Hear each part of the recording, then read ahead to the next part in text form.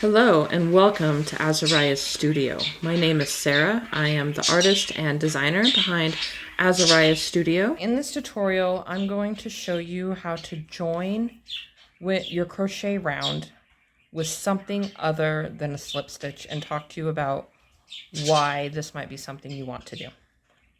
Here are the instructions if you would like to follow along for this little bit that I have started here.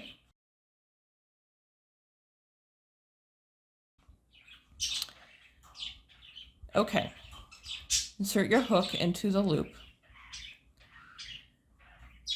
So for a granny square pattern, and the patterns that I write, I would join here with a half double crochet. This is to make that last chain 2 space for the corner.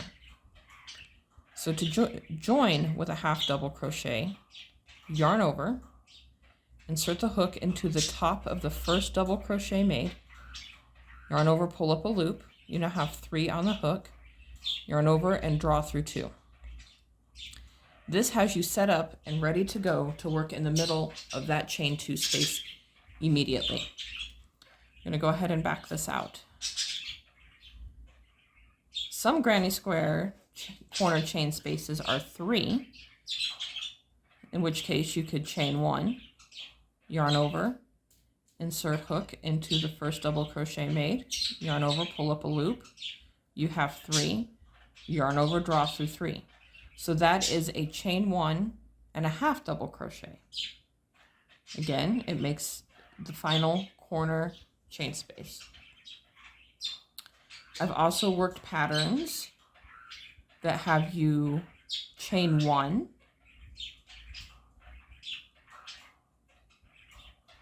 and then join with a single crochet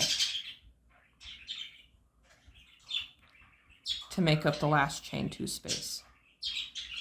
A lot of it comes down to personal preference, experience, and the designer's choice, as well as your choice as the stitcher. The idea is to join in the same place that it is having you join in the pattern. However, if this is not something that is already part of the pattern, it is going to change the way you work the instructions that remain. More about that in a minute.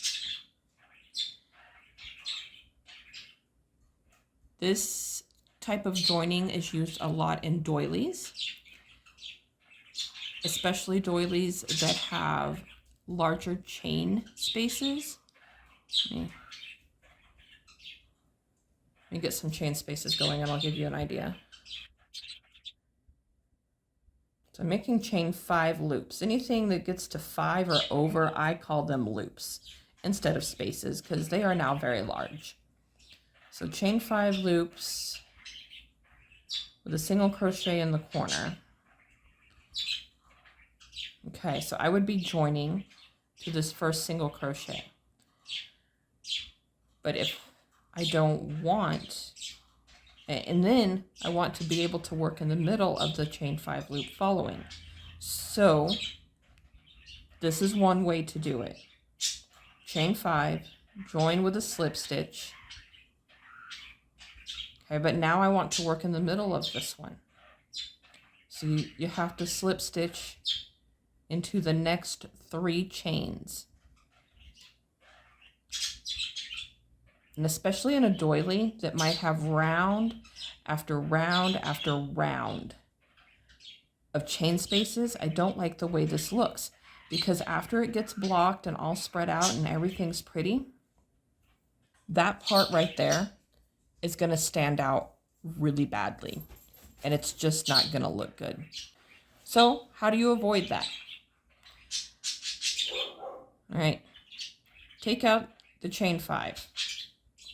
You want to be in the middle of the chain 5, so think it through and do a little bit of math. If a half double makes 2 chains, a double makes 3 chains, okay, a treble is 4 chains. So if I want to be in the middle of 5, that's 2.5, so 3. So I'm going to chain 2, I'm going to join with a double crochet.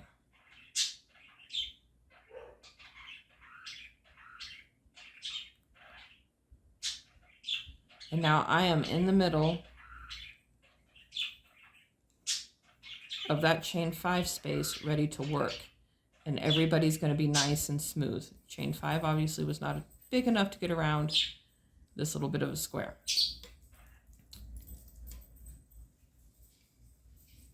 For granny squares, you may be asking, well, what's wrong with joining with a slip stitch and then slipping across some stitches instead of joining with a half double crochet?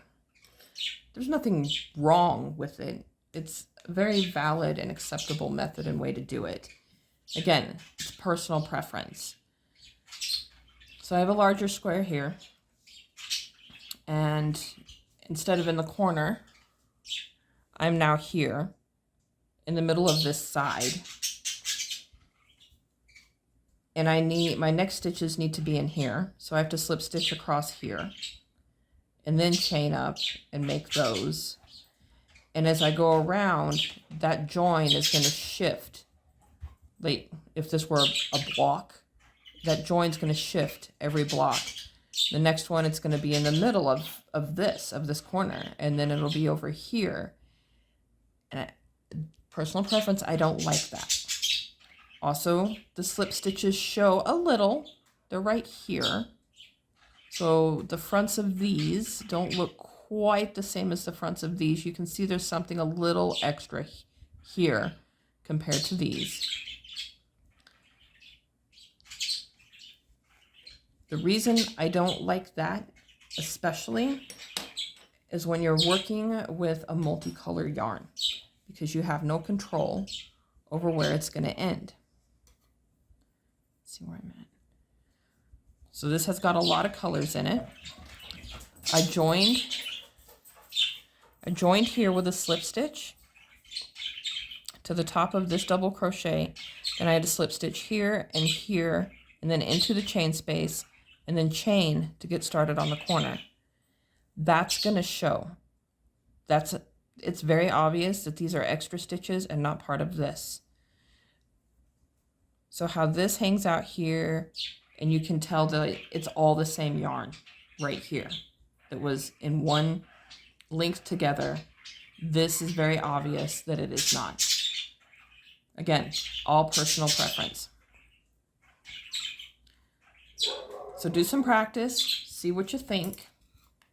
Try it out on different projects and patterns. So just join to where it's still joining to the same place it's telling you. Just make sure that whatever combination of chain stitches and crochets, be they single, double, or treble crochets, add up to the same amount, the same distance as what it's asking you to do. If you have any questions, please put them in the comments below. I would love to do a follow-up to this video if needed. I know that for some people, this is newer. This is a newer concept. This is something that was done a lot in the 80s and 90s patterns. And I know unless you have family members that did this then, that were crocheting then, or unless you're working from patterns from that time frame, this is probably a new concept and a little bit confusing. So if I have not explained it well enough, please let me know. Thank you for watching. If you liked what you saw, be sure to like and subscribe. If you have more questions, you can always email me, Sarah@azariasfiberarts.com, or drop a comment below. Happy making!